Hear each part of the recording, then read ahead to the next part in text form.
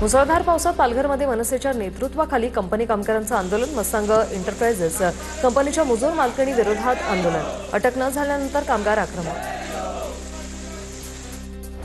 डोंबिवलीच्या नवजे परिसरात नव्याने बांधलेल्या टनेलमध्ये मोठ्या प्रमाणात पाणी। वाहन चालक आणि नागरिक त्रस्त। रेल्वेने बांधलेल्या टनेलमध्ये पाणी काढण्यास कोणतीही उपाययोजना नाही। वसईच्या भिवंडी चिंचोटी रोडवर खड्ड्याचा अंदाज न आल्याने ट्रक उलटला।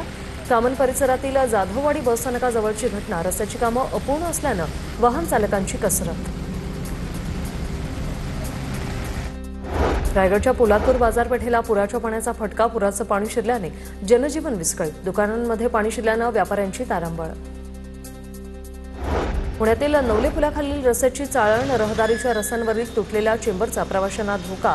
प्रशासन दुर्लक्ष करत असल्याने प्रवाशांना संताप। सांगलीच्या शिराळा तालुक्यात चांदोली धरण क्षेत्रामध्ये अतिवृष्टी। गेल्या 24 तासात 43 मिलीमीटर पावसाची नोंद। चांदोली धरण 93% भरल्यानं पाण्याची चिंता मिटली।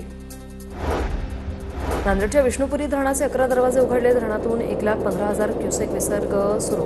गोदावरी नदीकाठच्या गावांना प्रशासनाचा सतर्कतेचा इशारा।